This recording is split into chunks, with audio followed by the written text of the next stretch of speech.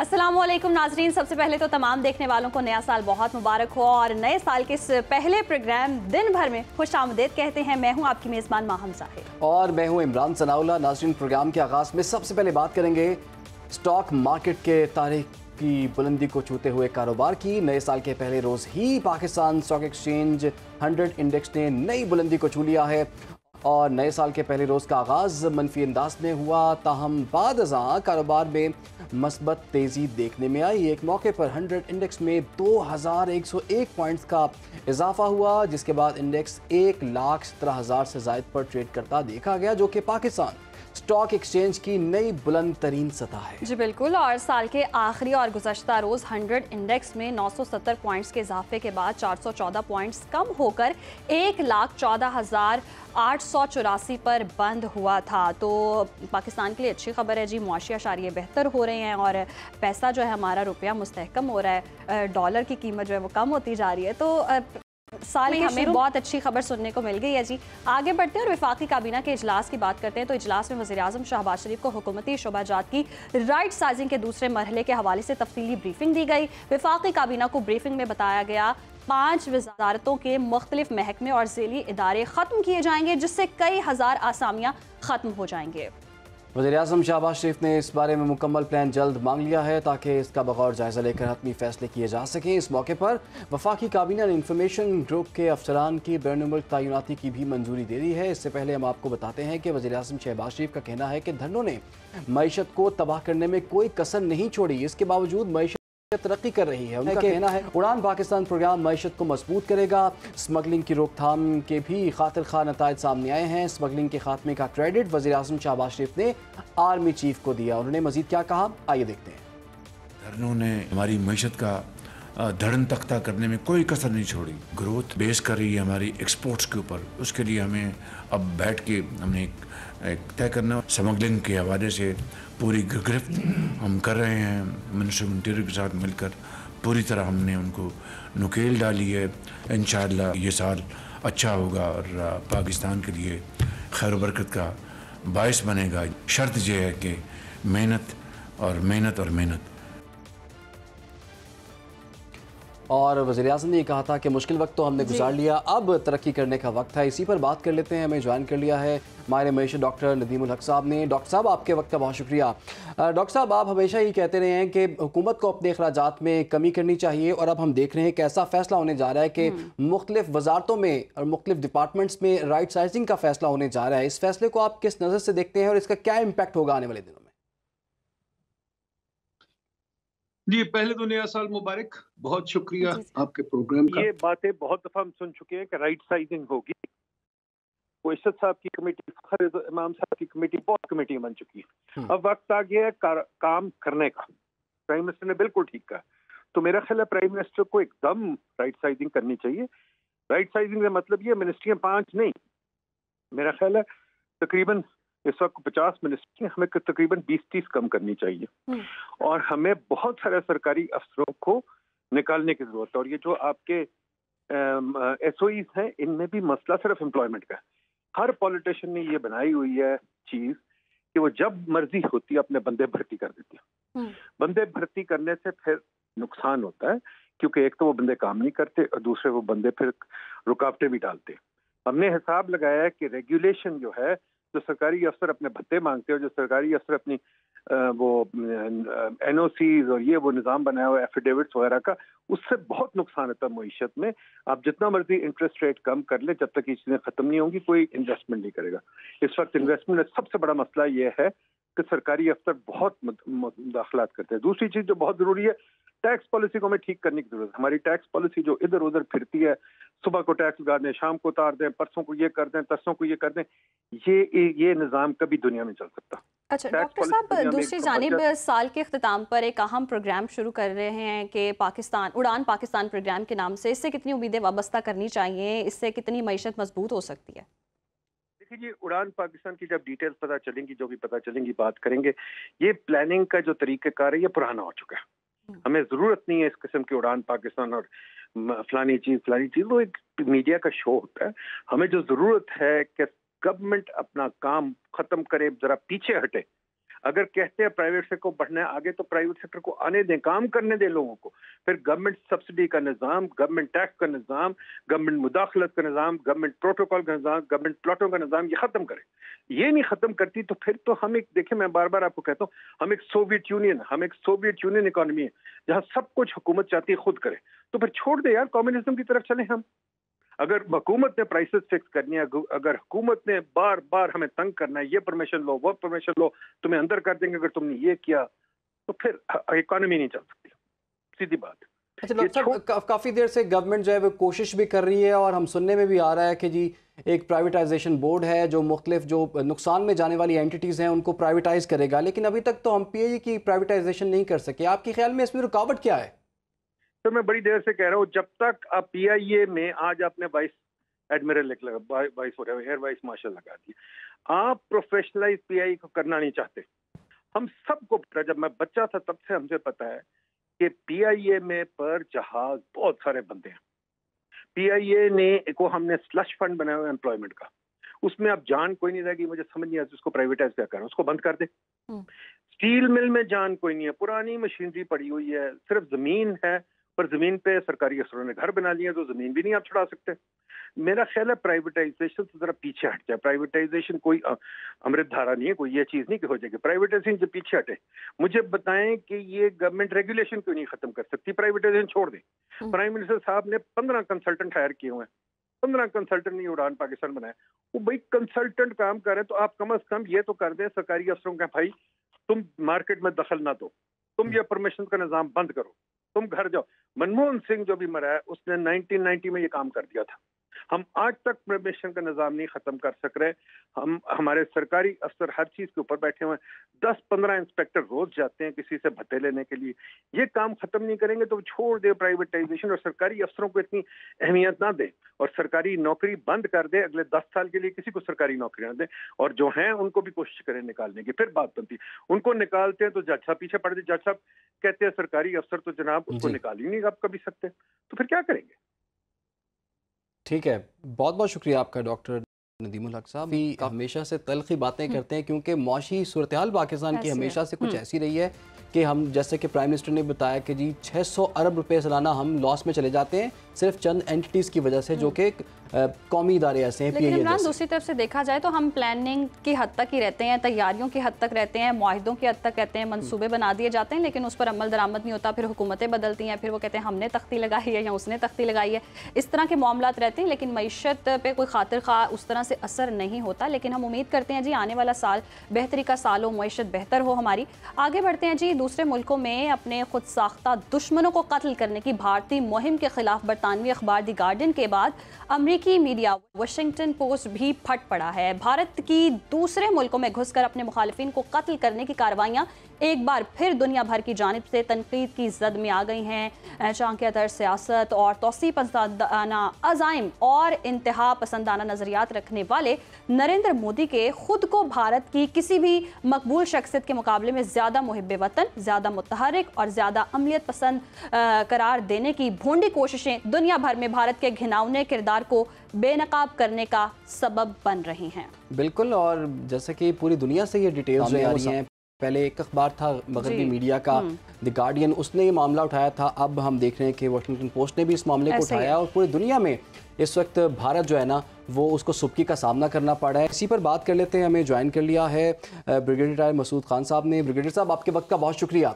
Brigadier साहब, अब तो दूसरे मगरबी अखबार ने भी इस मामले को उठाया है और जैसे कि हमने देखा कि कनाडा हो, अमेरिका हो या बरतानिया, तो भारत की इन्वॉल्वमेंट मुख्तलिफ जराइम में हमें देखने को मिल रही है। और अब ख़ास तौर पर पाकिस्तान के अंदर जो वाक़यात हो रहे हैं उसके भी ताने बाने भारत से ही मिलते हैं। तो ये क्या सिर्फ ये रिपोर्टें ही सामने आती रहेंगी या इंटरनेशनल कम्युनिटी कुछ जागेगी और भारत के खिलाफ इक़दाम भी किए जाएंगे? जी हाँ, बहुत शुक्रिया। देखें कि एक तो ये चीज़ एस्टेब्लिश है कि इंडिया ने पाकिस्तान को कभी भी इंडिपेंडेंट सोवरेन स्टेट एक्सेप्ट ही नहीं किया और वो समझता है कि इनके हेजमनिक डिज़ाइंस में जो बड़ा ऑब्स्टिकल वो पाकिस्तान है। सो देयरफॉर 1947 से तमाम वो कोशिशें बरोए-कार ला रहा ताकि पाकिस्तान को डिस्टेबलाइज करे और terrorism is one of the tool और अफगानिस्तान की सरजमीन पास्ट में यूज़ करता रहा और अभी दोबारा वहाँ पे अपने पंजे गाड़ रहा है। और देखें कि और फिर जिस तरीके से ट्रांसनेशनल रिप्रेशन में हमने देखा, जिस तरीके से जब हरदीप सिंह निज्जर के असैसिनेशन हुई, फिर उसके बाद वहाँ उससे पहले भी एक रूप धवन सिंह था, वो भी कनाडा में मारा गया था। एक अवतार सिंह खांडा था, वो यूनाइटेड किंगडम में मारा गया। और पंजाब लाहौर में देखें, परमजीत सिंह पंजवर था जो पाकिस्तानी सिख था, वो मारा गया था। और इसके अलावा पन्नू के असैसिनेशन का जो प्लॉट था वो पकड़ा गया अमेरिका में, और उसका अभी तो वो केस उसका चल रहा है। सो ट्रांसनेशनल रिप्रेशन में terrorism across beyond the borders उसमें है। अभी इंटरनेशनल कम्युनिटी मान गई है कि इंडिया इन्वॉल्व है। और सेकेंडली, ये पाकिस्तान की बात आती है तो देखें कि द गार्डियन ने भी डिटेल स्टोरी कैरी की थी। उन्होंने मेंशन किया था 22 के करीब जो कश्मीरीज हैं, जो बहुत अरसा पहले पाकिस्तान आए हुए थे, यहाँ सेटल हो गए थे, एक्टिविस्ट थे, लेकिन इंडिया मुखालिफ नज़रियात थे, तो उनको भी ढूंढ के उनको भी फॉरेन मर्सनरीज जो लोकल्स थे उनको हायर किया। कुछ अफगान थे, अफगान वेपन के साथ उनको असैसिनेट करवाया। और पिछली जो हमारी जो केयर टेकर गवर्नमेंट थी उसमें इन्होंने जब मोफा ने एक्सपोज किया था कि जो हमारे एक खालिद लतीफ और एक रियाज की जो असैसिनेशन हुई उसके तमाम सबूत थे, इंडियन उसमें जो कनेक्शन एस्टेब्लिश हुआ था। और बाकी भी जितने पाकिस्तान के अंदर है, चाहे वो जौहर टाउन का ब्लास्ट था, जहाँ सिखों के असैसिनेशन जहाँ पेशावर में हुई, तो इसमें इंडिया का हाथ है। लेकिन इंटरनेशनल कम्युनिटी को अब ये रियलाइज करना चाहिए, क्योंकि देखें इंटरनेशनल कम्युनिटी मेनली जब हम बात करते हैं मसूद अमेरिका साहब की, वो किसी अपने तरह इंटरेस्ट के रियलाइज लिए हो भी चुका है, शवाहिद भी मौजूद हैं और इनकी भोंडी साजिशें हर जगह अब सामने आ चुकी हैं, लेकिन फिर भी भारत पर असर क्यों नहीं हो रहा? आलमी दुनिया से अगर आवाज़ें भी उठती हैं लेकिन उस तरह से खातिर खा कोई ना कोई हिकमत अमली अपनाई जाती है इनको कंट्रोल करने में, तो भारत को फिर कंट्रोल कैसे किया जा सकता है? देखें, ये मैंने कहा कि नेशनल इंटरेस्ट की गेम है यहाँ पे। अभी तो एस्टेब्लिश हुआ है कि इंडिया ऐसा कर रहा है। तो जेक सेल्वन जो उनका नेशनल सिक्योरिटी एडवाइजर है, उसने एक स्टेटमेंट दी थी जब ये चीज़ें एस्टेब्लिश हुई कि regardless of the country we will defend our principles, और हम इसको केस को परस्यू करेंगे। लेकिन एट द सेम टाइम आप ये देखें कि जो साउथ एशिया में India is acting as a policeman of United States. जिस तरह पाकिस्तान के अंदर सी पैक को टारगेट किया जा रहा है, चाइना को कंटेन करना चाहते हैं, तो वो वजह से एट टाइम्स ये चीज़ें इग्नोर कर देते हैं बाय डिज़ाइन, ताकि उनके वो मकासद वो इंडिया के थ्रू हासिल हो सकें। अब पाकिस्तान के पास एक केस बनता है, जिस तरीके से गार्डियन ने लिखा, वाशिंगटन पोस्ट ने लिखा है, तो एक डोजियर बनता है। पाकिस्तान पहले 5 डोजियर जमा करा चुका है, लास्ट वाज इन 2022, तो हम एक और डोजियर जमा करा सकते हैं। We can go to International Human Rights Council जो है, वहां जाके बता सकते हैं कि ये यहाँ पे चीजें हो रही हैं।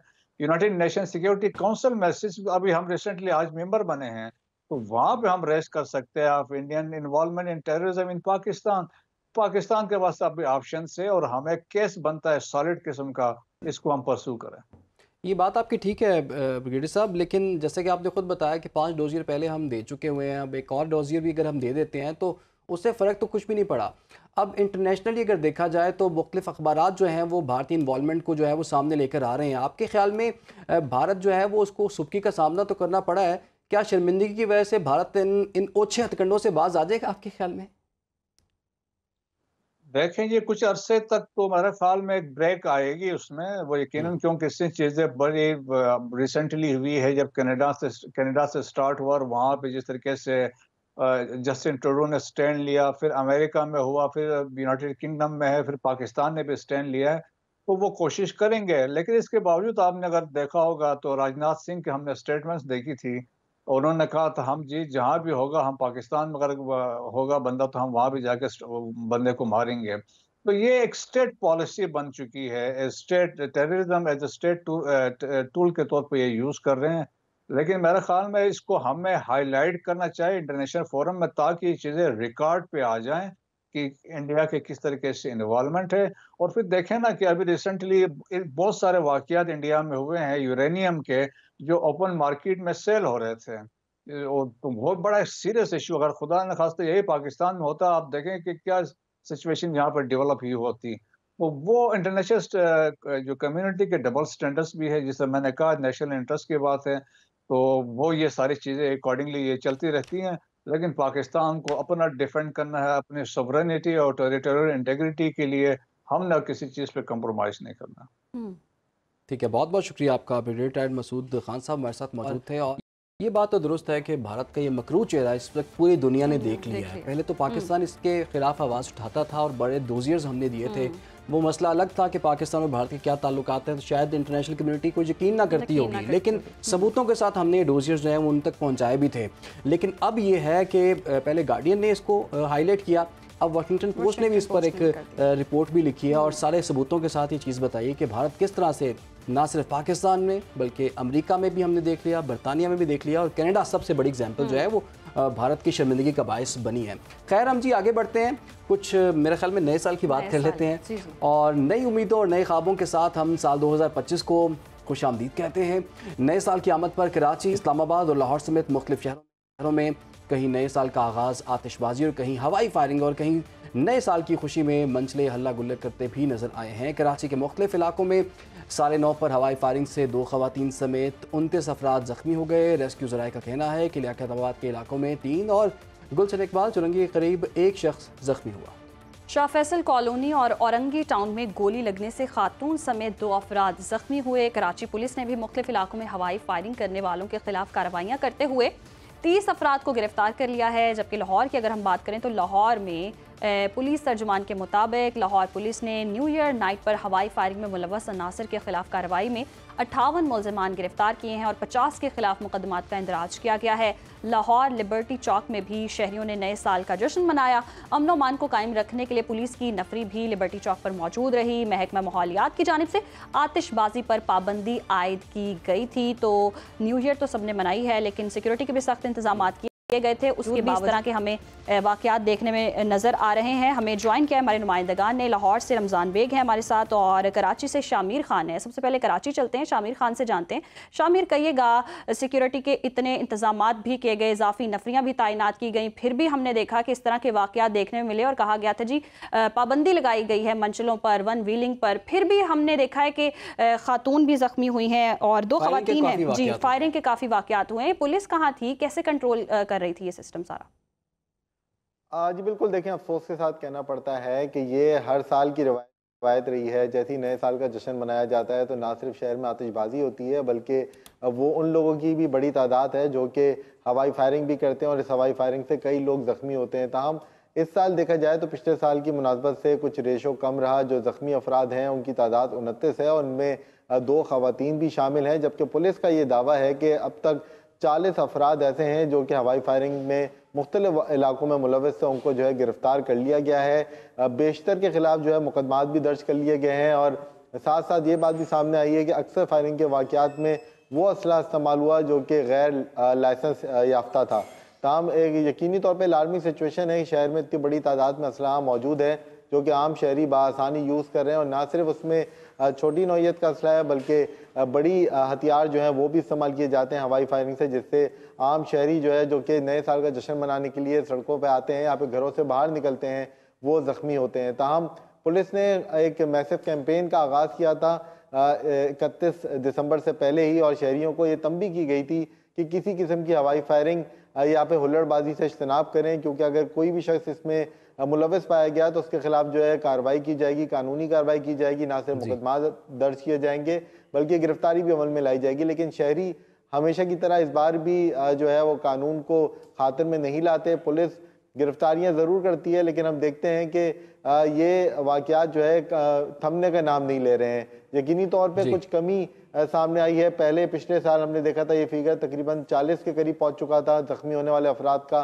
40 से तजावज़ कर गया था। ताहम इस साल 29 अफराद जख्मी हुए। ताहम पुलिस का कहना है कि कोशिशें की जाती हैं लेकिन शहरियों को भी इसमें जो है वो कुछ किरदार अदा करना होगा कि वो इस तरह असलहा इस्तेमाल ना करें, नए साल का जश्न मनाएं, आतिशबाजी करें, घरों से बाहर निकलें, एंजॉय करें, लेकिन इस तरह के इक़दामात, इस तरह के कदम ना उठाएं जिससे ना सिर्फ शहरी खुद जिसका शिकार हो बल्कि माहौल जो है वो भी ख़राब हो और साथ साथ पुलिस को भी जो है वो एक कानूनी कार्रवाई करनी पड़े, सख्त सज़ा देनी पड़े उन शहरियों को जो कि नए साल का जश्न मनाने के लिए सड़कों पे आते हैं। ताहम कुछ हुल्लड़बाजी के साथ साथ ओवर स्पीडिंग के भी वाकयात हुए जिसमें मुतअद्दिद अफराद जो है वो ज़ख्मी भी हुए हैं मुख्तलिफ इलाकों में, जिसमें मोटरसाइकिल सवार अफराद थे जो कि हाईवेज पे और दीगर सड़कों पे तेज़ रफ्तारी से मोटरसाइकिल चलाते रहे, वन व्हीलिंग करते रहे, वो भी हादसे का शिकार हुए।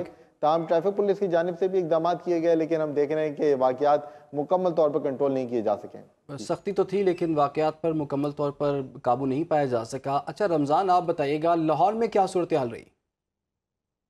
जी बिल्कुल जी, न्यू ईयर नाइट पर लाहौर पुलिस की जानब से कानून को हाथ में लेने वालों के खिलाफ सख्त जो है वो कार्रवाई अमल में लाई गई हैं और न्यू ईयर नाइट के मौका पर वन व्हीलिंग हवाई फायरिंग करने वालों के खिलाफ सख्त कार्रवाई की गई हैं, जिसमें न्यू ईयर नाइट पर हवाई फायरिंग करने वालों में मुलविस अनासर के खिलाफ जो कार्रवाई की गई है, जिसमें 58 मुलजमान को गिरफ्तार किया गया है और 50 मुकदमात इनके खिलाफ दर्ज किए गए हैं।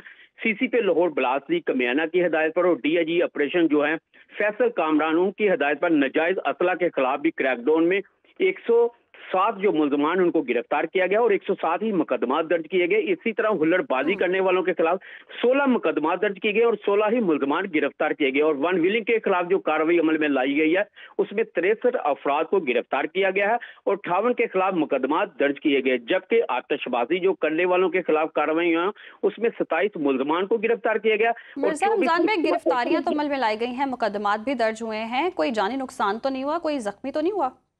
जी बिल्कुल जी, लाहौर के जो मुख्तलिफ इलाके हैं वहां पर तकरीबन 1 दर्जन से जायद जो है लोग जो हैं जख्मी हुए हैं, जिसमें हवाई फायरिंग के दौरान जख्मी हुए हैं, इसी तरह वन व्हीलिंग करते हुए जख्मी हुए हैं और तमाम जो जख्मी थे उनको मुख्तलिफ अस्पतालों में भी जो दाखिल कराया गया, जिनकी हालत खतरे से बाहर बताएगी। ताहम लाहौर पुलिस ने वन व्हीलिंग के खिलाफ भी जो मुकदमा दर्ज किए, जिनमें 1 दर्जन से ज्यादा जो वन व्हीलर लाहौर में भी कुछ ऐसे वाकयात हुए हैं। बहुत बहुत शुक्रिया आपका मिर्जा रमजान बेग और शामिर खान हमें अपडेट कर रहे थे और कि नया साल जी लोग किस तरह से मना रहे हैं। इमरान, यहाँ मैं ये चीज़ ऐड करना चाहूँगी कि हमें ना सेलिब्रेशन न्यू ईयर की कैसे करनी चाहिए, दीगर ममालिक से सीखना चाहिए। यूक्रेन हो या तुर्की हो, वहाँ अनार फोड़ के, दूसरे वाला अनार नहीं, जो खाने वाला अनार होता है वो अपने दरवाज़ों पर फोड़ते हैं, इसे खुशकिस्मती समझा जाता है। और कोरिया जापान की बात करें तो वो 108 बेलें बजाते हैं। और पाकिस्तान में क्या होता है, सिर्फ फायरिंग होती है, न्यू ईयर आ जाए फायरिंग है, 14 अगस्त आ जाए फायरिंग है, कोई ईद हो जाए फायरिंग है, कोई शादी हो जाए तो फायरिंग है, तो हर तरफ फायरिंग ही फायरिंग हो रही है, जो कि नहीं होनी चाहिए। बहरहाल फिलहाल यहाँ पर हमने एक छोटी सी ब्रेक लेनी, आप लोग हमारे साथ रहिए। प्रोग्राम में आगे बढ़ेंगे।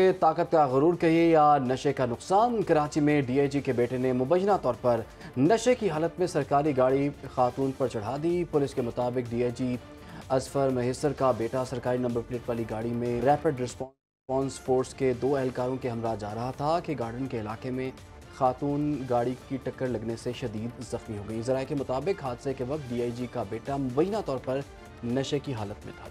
जी बिल्कुल, और वाक़े पर मौजूद शहरियों ने गाड़ी को घेर लिया था, जिसके नतीजे में सरकारी गनमैनों ने लोगों को मुंतशिर करने के लिए हवाई फायरिंग की। पुलिस ने असफर महेसर के बेटे आशिर असफर महेसर, उनके भांजे मुबशर रज़ा और रैपिड रिस्पॉन्स फोर्स के 2 एहलकारों को हिरासत में लेकर थाने मुंतकिल कर दिया, जबकि जख्मी खातून को सिविल अस्पताल मुंतकिल किया है। इस पर बात करने के लिए हमारे साथ मौजूद हैं ब्यूरो चीफ सिंध शुएब बर्नी। शुएब, कहिएगा इन दोनों वाक़यात के हवाले से अभी तक क्या कार्रवाई अमल में लाई गई है और खातून की हालत कैसी बताई जा रही है?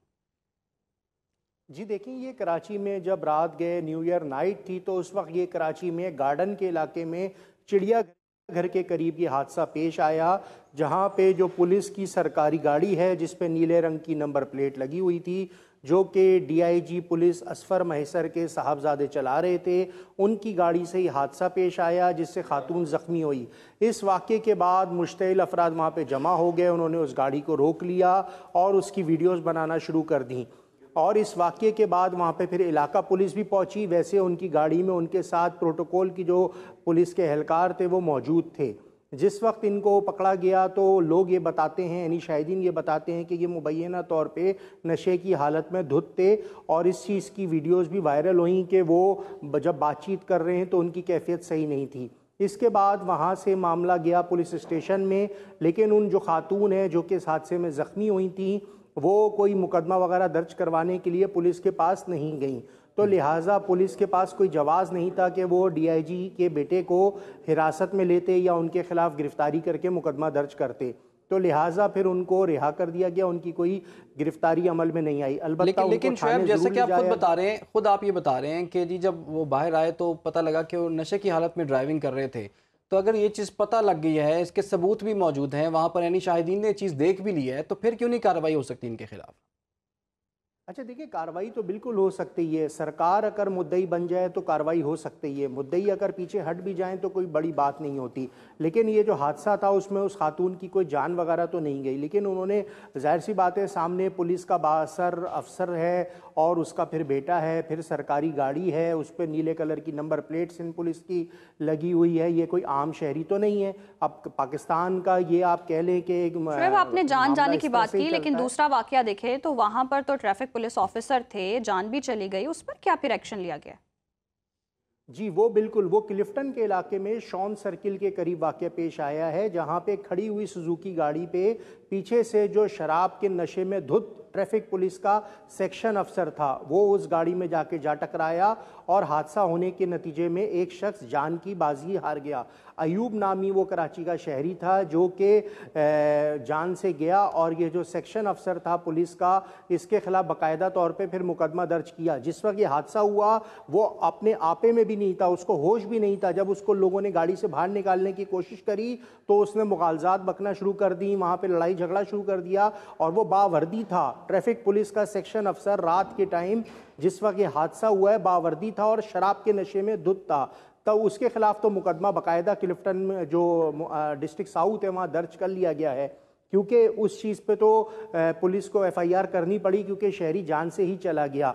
और उसमें तो जो कत्ल बिल खता की जो दफात होती हैं वो शामिल करना लाजमी हो गया था। लेकिन जो DIG के असफर महिसर के साहबजादे वाला मामला था, वहाँ कोई मुकदमे वगैरह का इंदराज नहीं हुआ, और उसमें वही हुआ कि जो बाअसर शहरियों के साथ होता है कि हमेशा जो शहर का एक निज़ाम है, मुल्क का जो निज़ाम है कि बाअसर के लिए कानून अलग है और आम शहरियों के लिए कानून अलग है, तो वही मामला हमें देखने को मिला।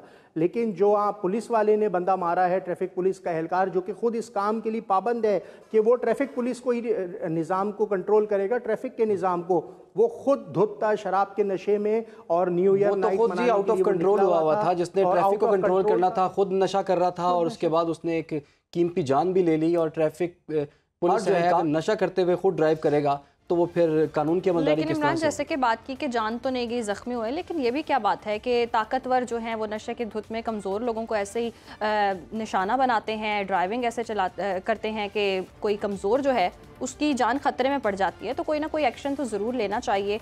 यहाँ प्रोग्राम में वक्त हुआ है ब्रेक का, ब्रेक के बाद वापस आएंगे और कुछ अहम मौजू पर बात करेंगे। प्रोग्राम में एक मरतबा फिर से आपको खुशामदीद कहते हैं। सरगोदा शहर और गिरदनवा में सुई गैस की बदतरीन लोड शेडिंग ने आवाम का जीना दो भर कर दिया। शहर के अक्सर इलाकों में तो सुई गैस का नामो निशान ही नहीं है, जो घरेलू सार्फिन की मुश्किलात में भी इजाफा हो रहा है। जी बिल्कुल, और इसी पर बात करने के लिए हमारे साथ मौजूद हैं अली रज़ा। अली, बताइएगा क्या मुश्किलात हैं यहाँ पर आवाम को और इंतज़ामिया क्या कहती है? जी बिल्कुल, सरगोदा शहर और गिरदनवाह में सुई गैस की बदतरीन लोड शेडिंग ने शहरियों की मुश्किलात में भी बेपनाह इजाफा कर दिया है। शहर के मुख्तलिफ इलाके जिसमें Istiqlalabad colony, Hameed town, society colony, corporation town, factory area, Gilwala और इसके अलावा दीगर ऐसे कई इलाके हैं जहां गैस ना होने की वजह से घरेलू सार्फिन की मुश्किलात में भी बेपनाह इजाफा हो गया है। सर्दी बढ़ चुकी है लेकिन प्रेशर भी इस वक्त इंतहाई कम हो चुका है, और जो ख़वातीन उनकी जानब से यही कहा जा रहा है गैस ना होने की वजह से ना वो खाना पका सकती हैं और ना ही वो घर का किसी भी किस्म का वो काम कर सकती हैं। यहाँ पर होटल जो है वो वहाँ पर शहरी का जमे गफ़ीर है, ज़्यादातर इस वक्त जो खाना है वो होटलों से ख़रीदा जा रहा है, और जो मुतवस्सित तबका है वो इस वक्त काफ़ी परेशान दिखाई दे रहा है। उनकी जानब से यही कहा जा रहा है कि गैस के इतने ज़्यादा बिल हाथों में थमा दिए जाते हैं, लेकिन गैस ना होने की वजह से उनकी मुश्किलात में भी बेपनाह इजाफा हो गए। यहाँ पर शहरियों ने मुतालबा किया है कि खुदारा उनकी मुश्किलात को कम किया जाए और सर्दी में गैस प्रॉपर आवाम को फराहम की जाए ताकि उनकी मुश्किलात भी कम हो सकें। जी, लोगों का इस तमाम मामले पर क्या कहना है वो देख लेते हैं। जब नाश्ते के लिए उठते हैं तो गैस नहीं होती, तो नाश्ता बाहर से लाना पड़ता है। जब घर जाते हैं तो शाम को जो है ना चूल्हे ठंडे पड़े होते हैं और गैस जो है ना नाम निशान नहीं है। और बड़ी तकलीफ है, बड़ी महंगी गैस मिल रही, 310 रुपये किलो जलाना हो गैस है। सुबह तो गैस आनी नहीं है, सुबह नाश्ते तो बगैर ही निकली था। गैस की लोड शेडिंग है, ये कम अज कम 1 घंटा होती है और कम अज कम 10-10, 12-12 घंटे होती नहीं है गैस। हम भी बहुत परेशान है, हमारा सारा जितने गरीब तबका लोग हैं नाश्ते के लिए बैठे रहते हैं, गैस बिल्कुल ही नहीं आ रही है, ना रात को आती है ना दिन को आती है, कभी 1 घंटे आधे घंटे के आंख मचोली करती है गैस। तो जी, आवाम को क्या मुश्किलात हैं आपने सुना, और 10-10 घंटे गैस की लोड शेडिंग हो रही है और सर्दियों का मौसम हो और गैस ना हो। इंतज़ामिया को इस पर सोचना चाहिए। इंतज़ामिया की हठधर्मी यहाँ पर क्यों है, क्या एक्शन नहीं लिया जा रहा, ये तो इंतजामिया कुछ सोचना यहाँ पे हैरानकुन बात यह है कि गैस तो नहीं आ रही, लेकिन गैस के बिल जरूर आ रहे हैं, वो भेजना नहीं भूलते। बहरहाल लोगों को इतनी सर्दी में गैस की फराहमी यकीनी बनानी चाहिए। आगे बढ़ते हैं, मुल्तान की बात कर लेते हैं। मुल्तान में इंतजामिया की गफलत के बायस साफ सुथरा पंजाब की मुहिम गैर मुअस्सर होकर रह गई है। मुल्तान शहर के मुख्तलिफ इलाकों में सीवरेज के मसाइल से मुख्तलिफ बीमारियाँ फूटने का अंदेशा भी पैदा हो गया। जी बिल्कुल, और इसी पर बात करने के लिए हमारे साथ मौजूद हैं हसन शेख। हसन, कहिएगा यहाँ क्या क्या मुश्किलात हैं आवाम को और इंतजामिया क्यों हरकत में दिखाई नहीं दे रही?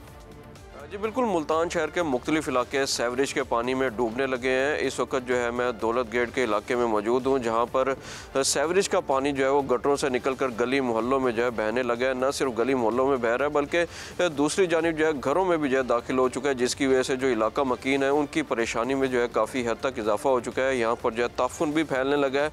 इस वक्त जो है शहरी हमारे साथ मौजूद है, उनके साथ हम बात करें। जिस भाईजान क्या कहना चाहते हैं? जगह जगह पानी खड़ा हुआ है, कितने मसाइल हैं? साल 1.5 साल हो गया, हम बहुत परेशान है।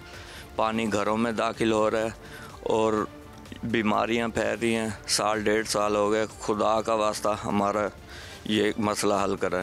यहाँ पर जो इलाका मकीन है उन्होंने उनका ये भी कहना था कि बारहा जो है वासा इंतज़ामिया को जो है शिकायत दर्ज कराई, लेकिन कोई भी जो है सुनवाई नहीं हो सकी। इन्होंने ज़िले इंतज़ामिया से यही मुतालबा किया कि सीवरेज के निज़ाम को जो है बेहतर किया जाए। जी, तो आपने देख लिया कितना गंदा पानी यहाँ पर खड़ा हुआ है और जिससे बीमारियाँ फैल रही हैं, बच्चे यहाँ से गुजर रहे हैं, ख़वातीन बमुश्किल गुजर रही हैं और बुजुर्गों के लिए तो और भी मुश्किल हो जाती है। और साथ ही साथ इलाका मकीन इस वक्त शदीद मुश्किलात का शिकार है और हम उम्मीद करते हैं कि आने वाले दिनों में इन लोगों के मसाइल जो हैं वो हल होंगे। फिलहाल प्रोग्राम का वक्त खत्म हो जाता है। हमें दीजिए इजाज़त, अल्लाह हाफ़िज़।